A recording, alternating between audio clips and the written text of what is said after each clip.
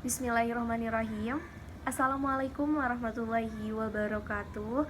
Kami dari kelompok 1 akan mempresentasikan tentang transformasi digital pada perusahaan. Adapun kelompok kami yaitu Lina Marlina, saya sendiri, Gilang Yuska Parasya, Maria Anastasia Ngada. Adapun materinya, transformasi digital adalah perpindahan proses analog menjadi digital dengan memanfaatkan teknologi. Dalam dunia digital, transformasi digital lebih merujuk pada cara teknologi merevolusionerkan bisnis dengan berbagai bidang teknologi yang baru seperti pembelajaran mesin, data besar, dan internet untuk segala hal.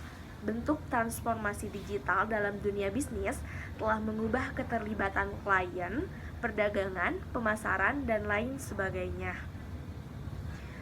Selanjutnya, startup adalah sebuah istilah yang merujuk pada suatu bisnis atau perusahaan rintisan.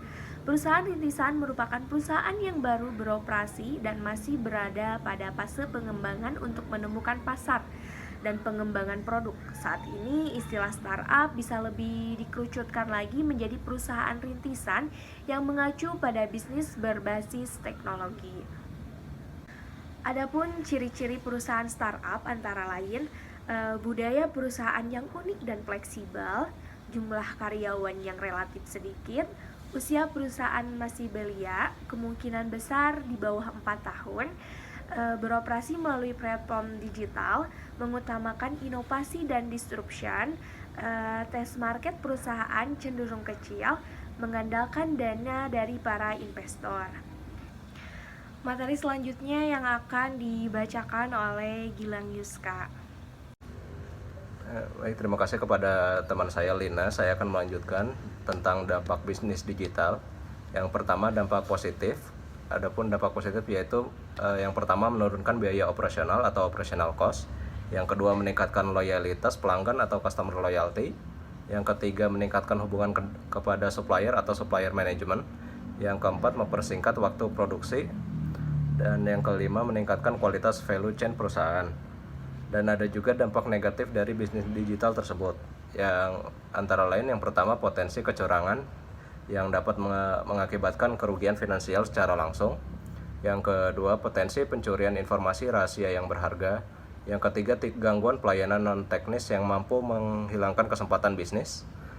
Yang keempat, kehilangan kepercayaan dari para konsumen. Dan kelima, kerugian dari faktor tidak terduga seperti kesalahan faktor manusia maupun kesalahan sistem elektronik. Yang selanjutnya ada keuntungan transformasi digital untuk perusahaan. Yang pertama, mengubah pengalaman pelanggan. Pengembangan strategi transformasi digital untuk peningkatan pengalaman konsumen akan meningkatkan performa perusahaan. Yang kedua, lebih banyak wawasan berbasis data. Saat perusahaan beralih ke bisnis digital, berbagai data dapat didapatkan. Dengan memanfaatkan transformasi digital, perusahaan dapat melacak dan menganalisis data untuk pengembangan strategi pemasaran sehingga peningkatan SDM perusahaan. Yang ketiga, kolaborasi yang dinamis antar departemen. Perusahaan yang dapat memanfaatkan transformasi digital secara optimal dapat mempermudah kolaborasi antar departemen di perusahaan. Dengan kuatnya solidaritas antar departemen, perusahaan akan menemukan SDM dengan tujuan selasar untuk mendorong perusahaan mencapai tujuannya. Yang keempat, peningkatan inovasi. Transformasi digital dapat mendorong inovasi untuk perusahaan dan membuat bisnis terus berkembang biak. Dikutip dan di imaginenovation.net, sebanyak 68% dapat meningkatkan inovasi dengan transformasi digital.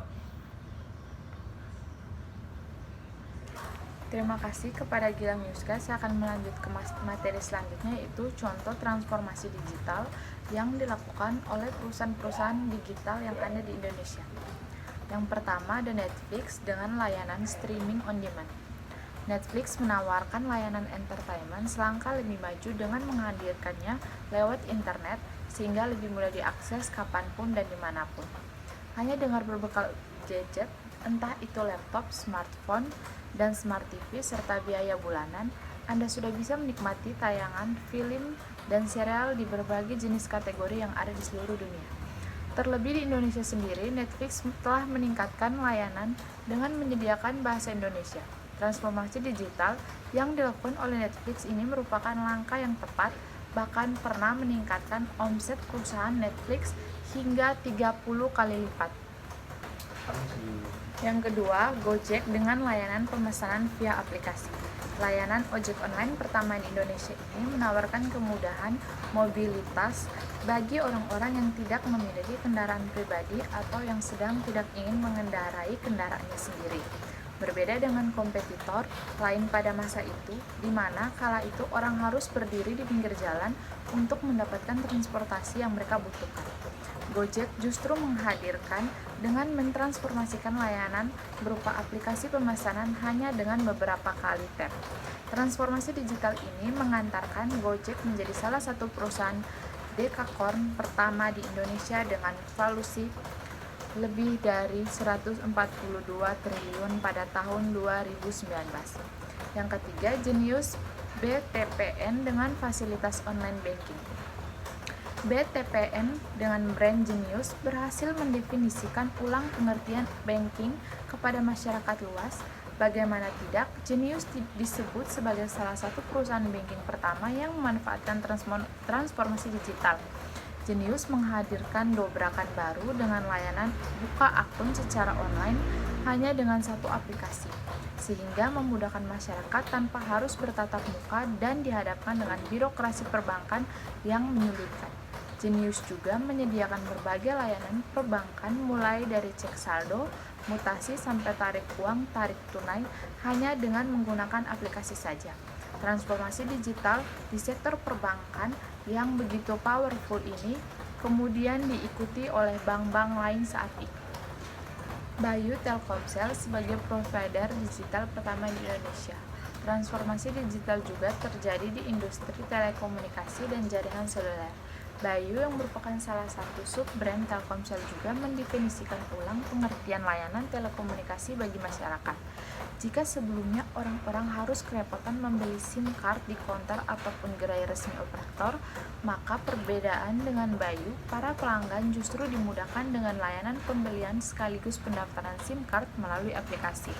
Dan nantinya SIM card dikirim atau diambil oleh pelanggan di merchant terdekat. Format bisnis ini semakin populer, terlebih ketika pandemi COVID-19 menyerang sejak tahun 2020.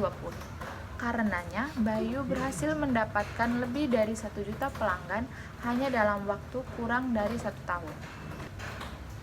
Yang kelima, Tokopedia dengan sistem C2C dan B2C e-commerce.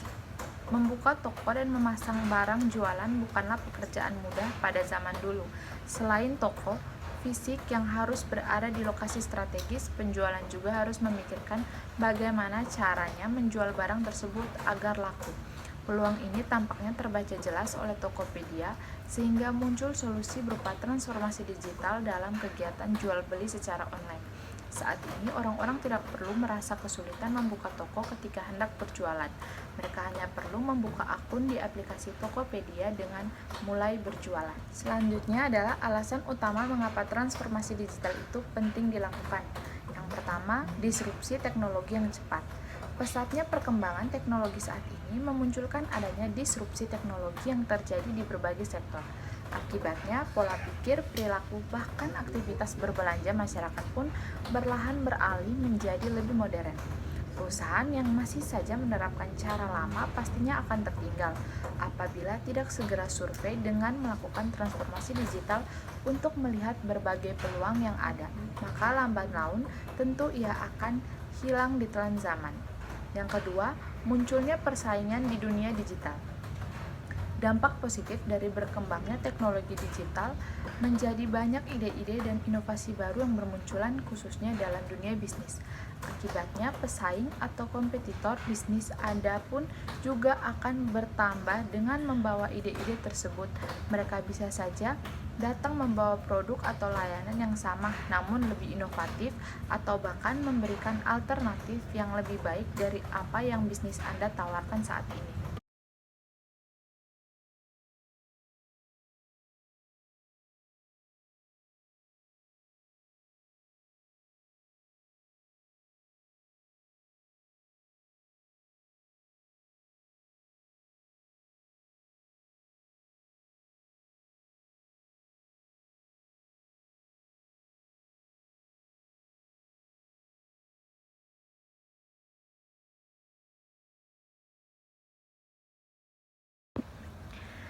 Adapun materi yang dapat kami sampaikan, mohon maaf apabila terdapat banyak kesalahan, baik kesalahan yang disengaja maupun tidak disengaja, karena sejatinya tidak ada gading yang tak retak. Mungkin kami cukupkan sekian. Wallahu muwaffiq ila aqwamit thoriq. Wassalamualaikum warahmatullahi wabarakatuh.